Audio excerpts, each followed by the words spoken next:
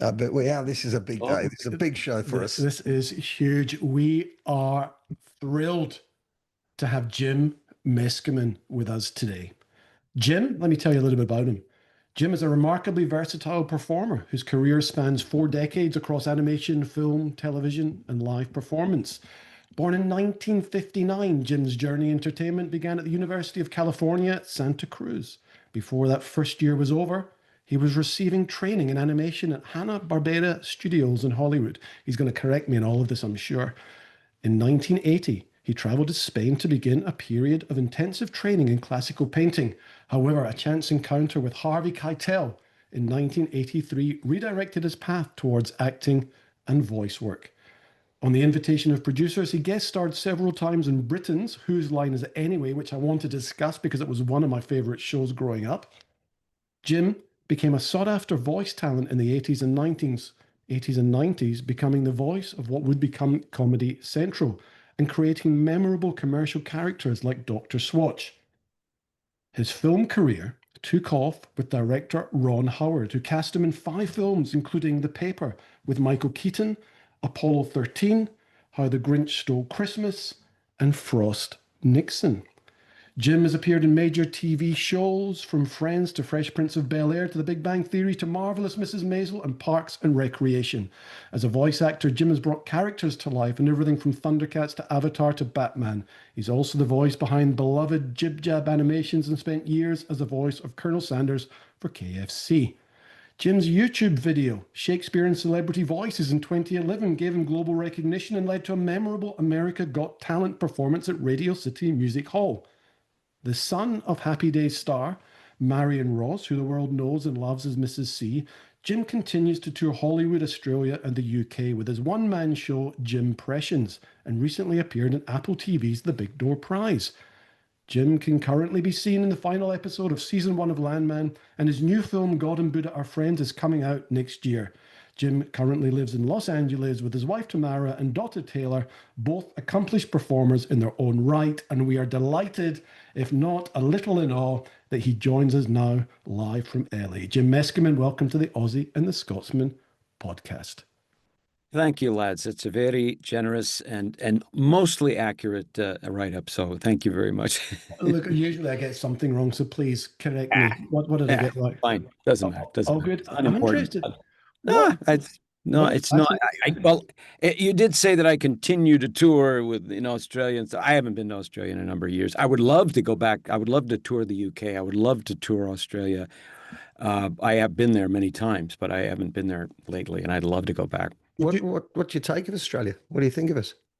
I really like it. I've been to Melbourne. I've been to Sydney a couple of times. I've been to Hamilton Island. Yeah, beauty. And I've been to Adelaide. I was in the Adelaide Cabaret Festival one time, which I enjoyed very much. It's a hell of a long way away. I don't really like the trip very much, but once you get there, it's fine. Yeah, that's right. Well, you're in the West Coast, so it's a 12-hour, 10, 11-hour trip, actually. No, it's about 14 hours to any place safe. You end up in the water. 14. Yeah, you end up in the water. Yeah. I wanted to go all the. I told the flight crew specifically we would like to reach land, and they were okay with that. Yeah, they seemed fine. It was just like, yeah, of course. I think we can accommodate you, Jim. No problem.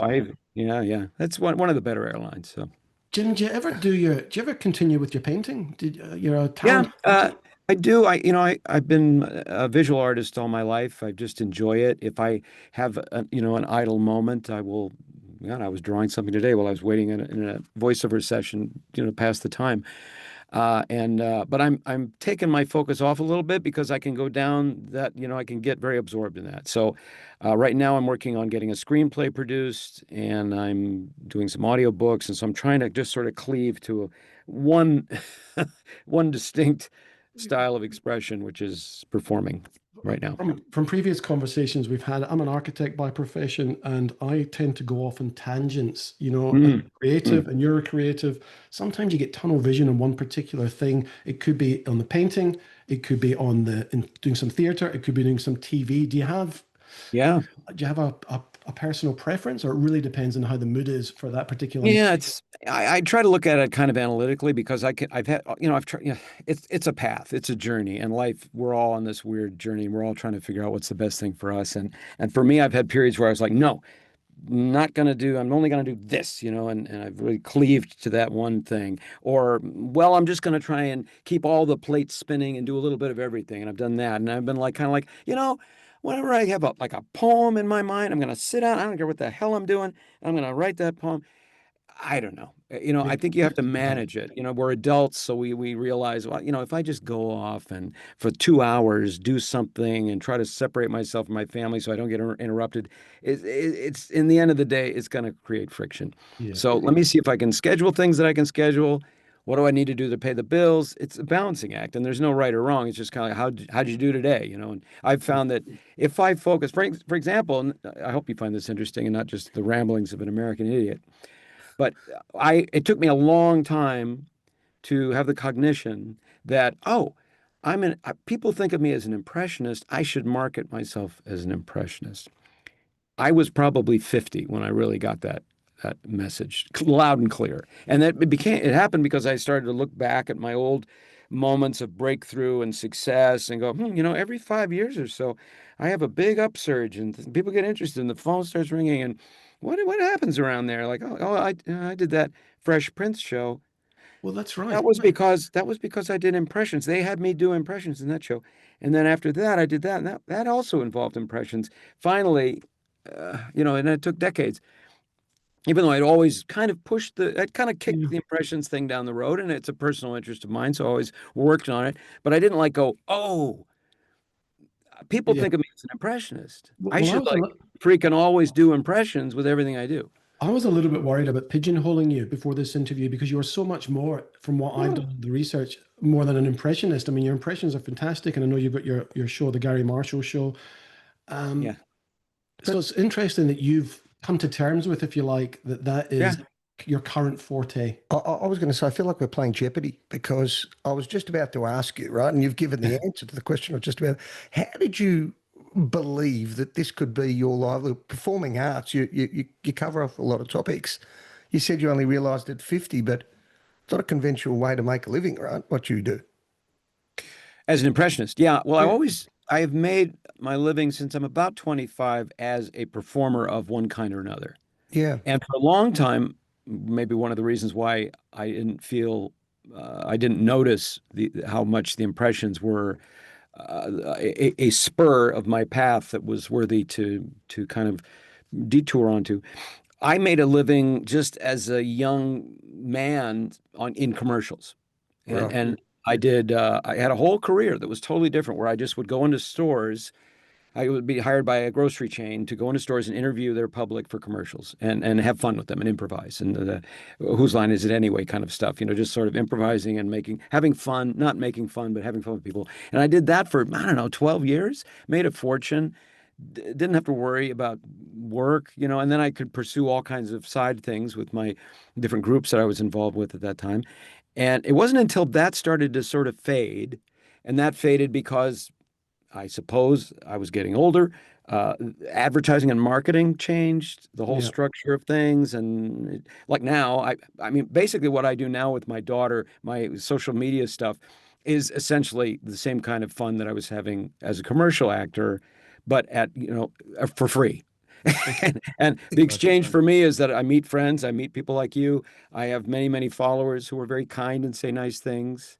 And that's actually pretty nice. Yeah, your Whose Line Is It Anyway? I love this, and I'm sure way before our social media, when I watched Whose Line Is It Anyway as a kid with Stephen Fry, Ryan Stiles, Colin Mockery, John Sessions, Josie Lawrence, these were all the British Whose Line Is It Anyway characters. Do you remember that? Do you have any particular standout stories of your time on Whose Line Is It? Yeah, you mentioned Stephen Fry. Was he on Whose Line? He was a couple of times on it. Oh, probably as a special guest. Yeah. Oh, a special guest. Yes, they did something. Yeah. Well, Whose Line? We had this was in 1990, maybe 1990, maybe 1989. No, I guess it was 1990. The Whose Line producers came to New York City looking for talented American improvisers that were going to do a special New York remote thing. So I was involved with a group called Interplay. We had our own theater. We had our own theater school. We were really embedded in Wow. a style of improv that we really liked and that we were very successful with. And so we were one of the groups. Now, I imagine if you go to New York City, there were probably 75 groups that you could see. Back then, there were probably six. So we were one of the groups that they stopped in on, and they appreciated our expertise, frankly. And so they chose me and Christopher Smith, my dear friend, and we got to be on that show, which they shot in New York, They just up shot the the road British where I one live. in. Those special New York ones, yeah, with Ryan Stiles, Josie Lawrence, myself, Mike McShane. There might have been one or two others, but Paul Merton. Who was the most natural, um, do you think? Who did you enjoy working with? Like who was the most natural improviser? oh well, pretty much all of them.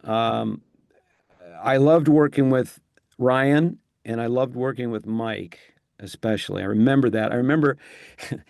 I still makes me laugh. There's one that's on YouTube of Yeah. it's called Helping Hands. You know that form where Yes, an when you put actor your hands supplies behind the the front. arms of another person. Yes. And I did that with Ryan. I provided Ryan Styles arms and hands for I love a that. sketch about going to the dentist, and my friend Christopher was the patient.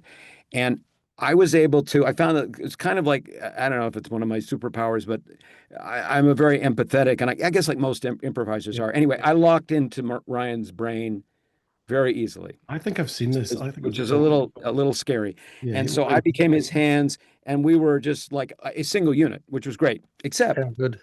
and it's very funny to watch. And if you go on YouTube and find Helping Hands, Ryan Stiles, Jim Meskimen, you can find it.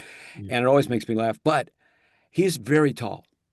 Yes, he is. Yes. And I was really struggling to create the illusion. I really, I was trying my hardest to make this look like they were his arms. And I think I succeeded. But in doing so, I did something to my shoulder. Okay. All for the And love. you'll see after that, you just see a couple seconds of it in the video. I'm like going, what the hell did I just do to myself? And to this day, the, sh the shoulder's not quite right, but it's worth it because it's so funny. A It's memory just of whose fun. line is it anyway? Whilst Yeah. we're doing throwbacks, do you mind if I can ask you? So, growing up, all the cartoons, Hannah, how do you pronounce it? Barbara. Barbera. Hanna-Barbera, right? So the Barbera. Flintstones and Scooby-Doo, we all grew up with. And you, yeah, thank you. You were trained there, is that right? You were trained? I trained in animation there very lightly, more like a kind of an introduction to animation. I took a Okay. course that my mother got me in on, and every Monday night I would go and I'd get trained in the various jobs at Hanna-Barbera. Now you have to know that Hanna-Barbera is not Disney. Hanna-Barbera is not Pixar. Hanna-Barbera was pretty bare bones. Yes. And their products were, they're famous and some of them are wonderful, but their later ones were pretty much a factory of garbage. So I worked, but it got me into the industry. Yeah, right.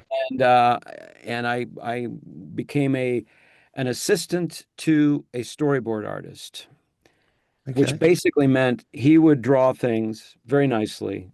And a storyboard is very important part of the procedure. Part of the assembly line is you get the script, then somebody visualizes this is what the shots will look like in this kind of sequence. And so I was in part of that kind of area. So the very gifted storyboard artist Don Rico, who came from the world of comic books, would draw it in blue pencil, which disappears when you Xerox it. And I would come in, I would basically darken his lines. It doesn't really make me a storyboard artist, Okay. but I was a storyboard assistant. However, the good thing was that then later on, a few years later, when I moved to New York after I finished college, and I went and interviewed with Rankin Bass, and they were looking for a storyboard artist. And I said, well, I'm a storyboard artist. Sorry, Rankin Bass is who for our Australian audience? Well, I bet they've seen Rudolph the Red-Nosed Reindeer, Yes. the animated stop motion thing, and lots of other things. Hanna-Barbera did, rather, Rankin Bass did a lot of productions for at least, I don't know, 30 years. And they were a very big studio out in New York. So I got a job with them under false pretenses. But then I graduated up and they went, oh, wow, this guy obviously cannot do storyboards. Rather than just shit can me, they moved me up into character design, which actually I had an ability for. So I was the lead character designer What for characters did you create? Thundercats. Okay. All right. And that may not be a show that you guys watch. I knew Thundercats growing up for sure. Oh, okay. You Yeah, know, so I was the main character designer for Thundercats. The principal characters had already been made, but all the guests, all the vehicles, all the weapons, all the weird plants and you've creatures done that. I designed. That's fantastic. Did it help you become a storyteller? Because as an impressionist, yes, you've got to weave it in, but you've got to tell a story. Was the storyboarding helping you become a storyteller later in life, do you think? It's helped you? No, Okay, Okay. next question. because I never learned how to storyboard. At that time, I was just like I was 18.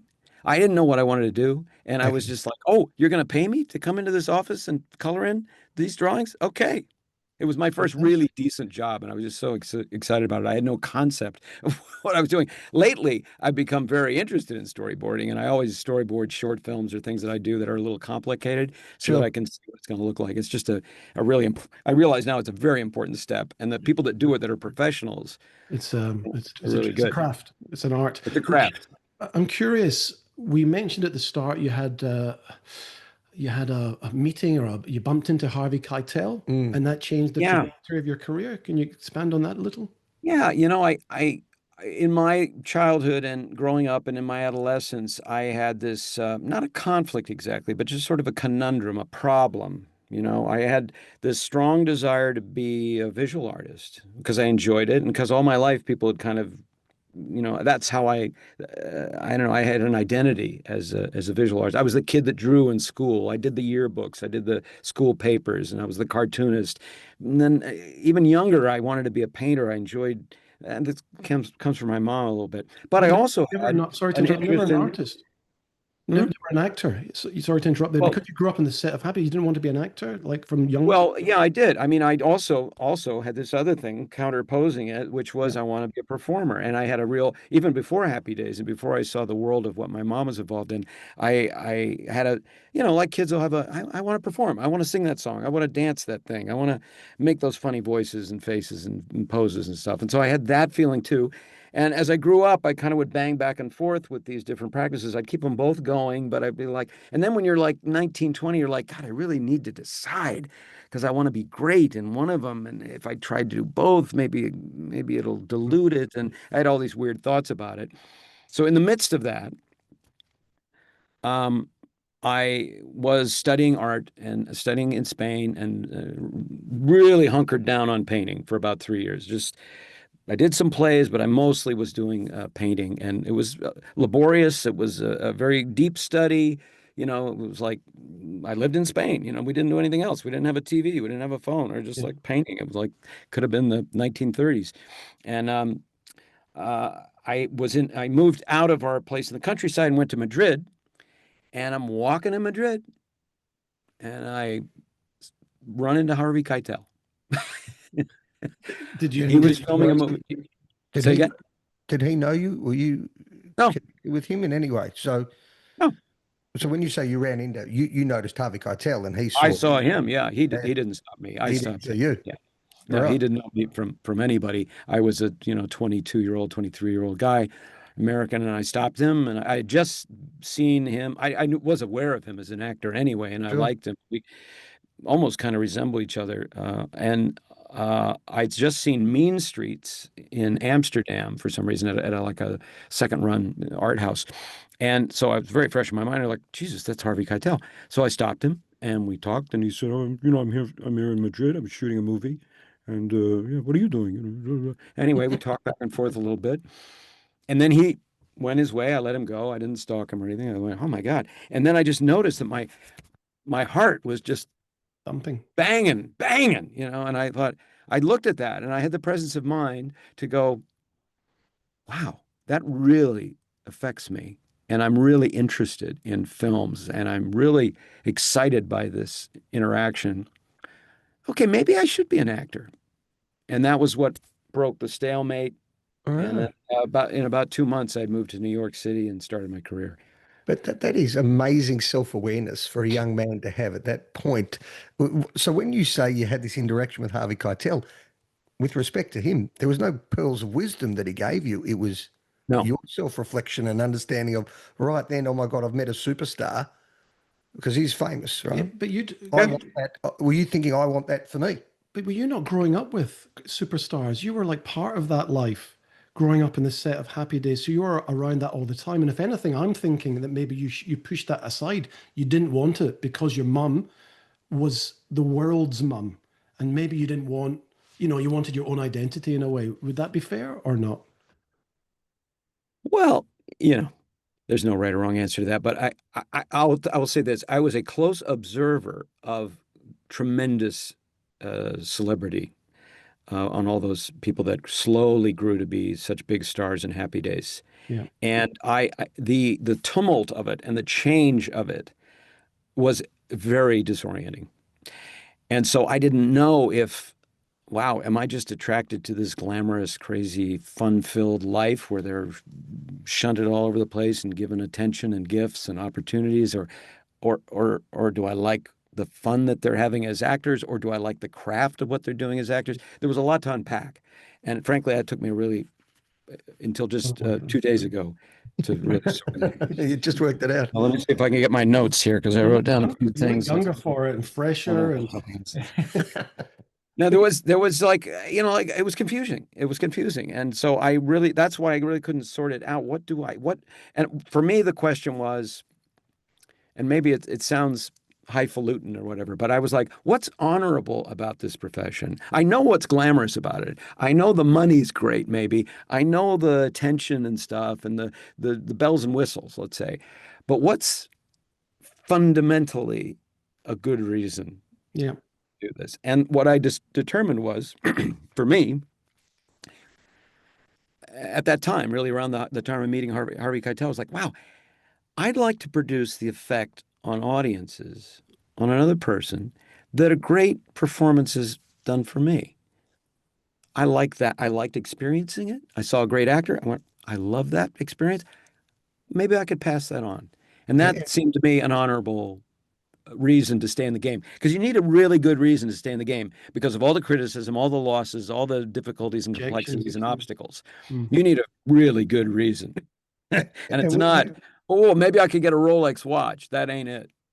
No, and we interviewed an Australian actor, Kit Gurry, who was in Edge of Tomorrow with Tom Cruise, and we asked him a similar question, and he said he went and saw Pulp Fiction with his father, and he saw the reaction of the crowd, and he said he wanted to be able to produce that.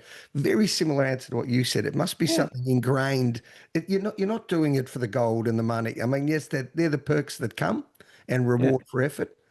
But you can see it coming through with you. You're really passionate about what you do. We were talking about that yesterday. We said one of the questions I wanted to ask is, you've done so many, I'm going to say thousands of shows. Do you ever get sick of the laughter of people laughing that comes your way? I can't imagine. It must be. I don't think no. And I can't imagine such a thing. No, laughter is a wonderful relief. It's a rejection of the material world to some degree. It's like, things aren't that bad. I'm going to laugh. That's why anything that sort of sits on a sense of humor, anyone that's like kind of like, oh, well, that's not funny. You shouldn't joke about that. I like, all right, whatever you say, good luck with that. Well, that's what I got from your Jim Impression show, and I'll get you to plug that at the end. You go through, first of all, your ABC of impressions is brilliant. And if anyone has not listened to this, YouTube Jim Meskimen's ABC of impressions. It's fantastic. And then you go through a number of songs.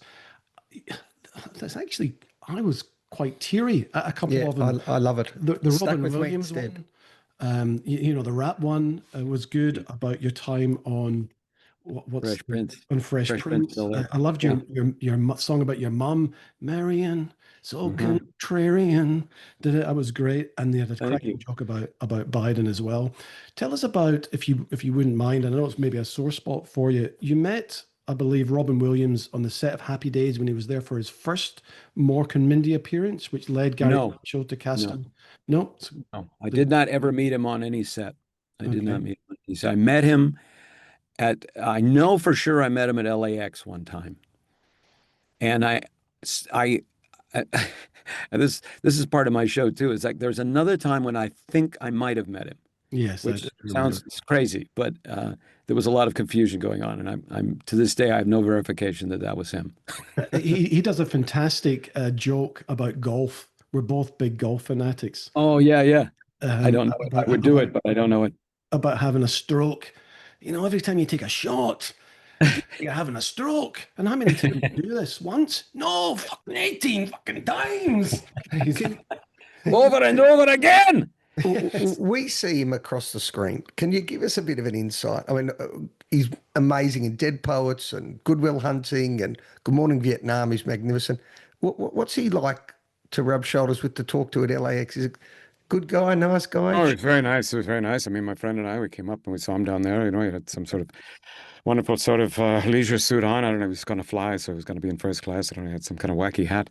And my friend and I went up and we talked to him and introduced ourselves. And he said, "Oh, you're improvisers. Great. Well, that's exciting." I mean, he was just very convivial and friendly. Let's forget everything else. We're straight into it. If that is not a That brought segue, tears to my eyes. That is so good. if that's not a segue into the impression side of your life, Yeah, I guess so. That's a good, we just took a detour, took an off ramp. That's my best one. I was gonna leave that to the end. George W. George W. When he hits the golf ball and he goes, whatever he says. Now let Watch me this drive. He says, "Now watch this drive." now watch this drive. I told you before, it's gonna be peace with honor. We're gonna go in there and we're gonna liberate those people. Now watch this drive. Oh, it's gold. brilliant. My favorites, we're just going to go straight into, is your lower range voices. Now, I know you've said in interviews that you can, it sounds like, or it feels like you can do everybody, but there's so many that you don't do, but you focus on what is within your range. So your Jimmy Stewart, your Harrison Ford, your Tommy Lee Jones, even your Katharine Hepburns and your Patrick Stewart, which I know is your favorite, is fantastic. Can you give us a little bit of your Harrison Ford? I mean, that's more Sean Connery. Harrison Ford. Well, he played his father, didn't he? In that? Yeah, I'll play his Dad, father. Jesus Christ, yeah, Dad. Well, Harrison Ford is, I mean, his character was always sort of disappointed and cantankerous, and somebody rubbed him the wrong way. And now that he's 80 years old and still in these franchises, I don't know. I think he's even crankier than ever before. I think he does, Junior. I think you do miserable and grumpy better than anybody. Right. I need Thanks. I learned it from the best, Pop. Oh, look, don't answer back, son. Now, Jim, Rob thinks he can do a very good Sean Connery being a Scotsman. Can I put you on the spot? Can you do a Sean Connery, and we'll get Rob to do a Sean Connery? Oh, yes. Well, I mean, there's no comparison. They're all different people. Everyone has a right to try their own Sean Connery, don't they? I mean, after all, he's sort of a citizen of the world. He certainly is, Jim. I prefer Sean when he's in Highlander and he's got his wife, Shakiko. They're both very good, but he's obviously got a... I've just been doing it occasionally, Miss Moneypenny. I'm not good, but Jim, can I take you back to Fresh Prince? It's another show I grew up with. Right? And I met Sean Connery once. Did you? In the lobby of his building in New York. My wife and I went to see another couple, another actor, an older actor that my mom had introduced me to. And while we're in the lobby, out comes Sir Sean with his beautiful wife, and they were just heading out to get a cab. So I did. Is this when he was Bond? What years was this? This would be about 1991, I think. So no, I don't think he was past Bond for sure. Bond was so good. It's so good at all of it. Fresh Prince with Will Smith. He's obviously hit the headlines for some wrong reasons. What was your experience like with that on that show? With him? Great. I loved it. He was, he's a very dynamic performer, and he was a young man. He was excited. He had this tremendous opportunity. I think he made the most of it. Absolutely. He had somebody said about Will, he's got this kind of Elvis juice, and you're like, yeah, personal magnetism, a very high degree of personal magnetism, and it all came with a lot of warmth. That's why it was kind of shocking when he did that thing. I don't know what the hell that was, and nobody does. No one's explained it to me, but I only experienced a Will Smith who was extremely warm and welcoming. Because he's a bit like yourself. He's multi-talented. He's a singer. He's an actor. He's produced. I mean, he's a megastar. He fallen off the cliff after we all, we don't need to cover that off, but it shocked you like it did us. It sounds like. Yeah. Can you tell me, Jim, when did the impression start? And the second part of that is, if you decide to do a voice, what is your process to take on a voice? Is it like a magician? You keep practicing until it's perfected before you unleash it?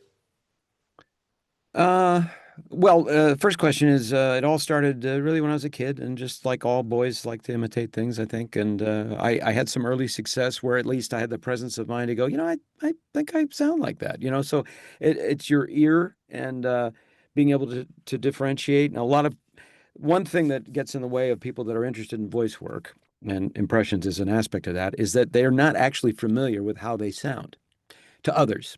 Yeah. They're familiar with how they sound to themselves, but that's through this whole chamber, and it's got this warmth and this resonance, and we all sound in our own voices, in our own heads. We sound deeper and more melodious, and and then you record yourself and you sound like this, and you're like, what the hell's going on? This is Everyone so says they hate their own voice. It's so true. My wife says, Yeah. you think you sing really well, because I said I've got a really good singing voice. And she says, you cannot hear what you sound like. But no one has expressed it the way you just did. Yeah, no, we all go through that, and it's a barrier because you're hearing your voice through a different source, Yeah, basically, correct. an external source. So most of the very successful animation people that I know, successful voice artists and impressionists have spent a lot of time listening to their recorded voice. For whatever reason, they have really hunkered down and decided to you know to make a go of it. And so they've been exposed to it. And if you hear yourself enough, then you get it. You're kind of like, oh, okay. You go through the betrayal part where you're like, oh no, my God, no, please, no, no, there must be some witchcraft, some dark enchantment. And then you go, oh no, that's just okay. Well, that's not so bad. And then if you keep listening, it gets better, and you get over it. And then you're like, oh, that's what I sound like to other people. Fine. Uh, and then anyway, so I as a kid, I recorded myself a lot. That's just a long way of saying that. Okay, so you just keep going over it and over again. What I noticed Yeah. about Well, and then to answer your question about process, I don't have my process is I listen, and if it really matters, I'll like if there's money involved, I will record and listen back and do A B, and kind of listen to the original, listen to me, listen to the original, listen to me. And I have enough facility now with my equipment. I'm like a guy who's played guitar for 30 years. I don't have to struggle to find certain sounds, and I know what sounds I can't make. I know what, like we talk about deeper register stuff. There's certain things I just can't hit. So I don't worry myself about it. I don't struggle because I'm like, I can't do that one. Like right now, I can't do. I realize I can't do people that are 30. I was literally about to ask you that. When I was looking at and thinking about the impressions you did, the golden era, I'm going to call it the golden era, okay, of Harrison Ford, Gene Hackman, Frank Sinatra, all these guys had a gravitas to them, had a voice that was, Christopher Walken, this voice that goes up and down, and the tones are brilliant. I was looking at young actors today. They don't seem to have that timbre, if you like, in their voice. Yeah, and there's all kinds of theories about that. Yeah, you'd have to also, I think there may be nuances there, and I hear young impressionists who can isolate those nuances in younger performers, and that's what they should be doing. They shouldn't be attempting to do Sean Connery and Christopher Walken because leave that to the old guys. Frankly, they sound like young guys trying to sound older, which is what I tried to do when I first came to New York. I was 25. I was doing Jimmy Stewart and Burgess Meredith and Orson Welles and all those guys because they were famous. And, I'm sure I sounded very cute. Well, they still sound great to our vintage. I mean, I'm 50. Yeah. We love them, but you're right that the younger impressionists should be taking on newer voices. Robert Downey Jr., even he's starting to kind of move out of that zone. But there's no Leonardo DiCaprio, Timothy Chalamet, that I can hear. Yeah, like I wouldn't try to do Timothy Chalamet. It would be just grotesque. It'd be grotesque. I only have about 5 more minutes, guys. I'm sorry. Okay, sure, no worries. Quick one from me. Has a celebrity ever come up to you and said, why don't you do me, or you do me wrong? Have you ever had an engagement like you say Burgess Meredith, who I loved, was Mickey from Rocky? Yeah, I never met him. Never met Burgess Meredith. I wish I had, because he really turned out to be one of these fantastic voices. And oh boy. Well, I'm working on a show called Landman with Billy Bob Thornton. A great show. Just watched it. Yeah, I think so too. I was in the season finale, and then I just shot 2 episodes in Texas last month. And Billy Bob, when I first met him, Billy Bob said, "So I hear you're an impressionist." And I said, "Yeah, guilty." And then I shared with him a lot of voices. And then the next time I saw him, he said, "So have you been working on me?" And I said, "Well, Billy Bob, I can neither confirm nor deny." And he said, "My son tells me I sound like Hank from King of the Hill." That's great. Look, we're going to thank you and we're going to sign off. And maybe you could leave us with a bit of Gene Hackman or a couple of your favorites, because we do. Oh, Gene Hackman. Gene Hackman is never requested. That's a good one. My favorite line of Gene Hackman's is, well, besides "The engine room is that way. I've been there," from the Poseidon Adventure. I love the Poseidon Adventure. Yeah. Oh, that was a classic film. But he had a line when he played Lex Luthor in the Superman movie, and he's down in his lair, and Superman busts through a solid steel door, knocks it down, and Lex Luthor turns around and says, "Come in, Superman. It's open." It's so good. It's Superman one. Jim, thank you so much for taking your time out of your day to chat with two boys here in Australia. We really appreciate it. You're a superstar, and I thank you very much. I will pass to my colleague Rowan to sign us out. Jim, it's been an absolute delight to have you on. You make us laugh. We love your work. We're going to keep following you along. Jim, give us a plug for your shows and your programs so everyone can follow along as well. Oh, yeah. Well, if anybody wants to see the show, right now I'm not doing it anywhere, but if you go to jimmeskimen.com and send me an email through the contact form and say, "Hey, I'd like to see your show," I'll send you a free link, and then you can watch it anytime you want. And then follow me on YouTube and I'm Instagram at Jimpressions, and that's an easy way to find me. As they say in Australia, do yourself a favour. Go listen to Jim Meskimen. Absolutely outstanding. He's a great laugh and a great fella. Jim, thanks for joining us on Aussie and the Scotsman. But for now... my pleasure. My pleasure. My pleasure. Thanks for listening. Until next time.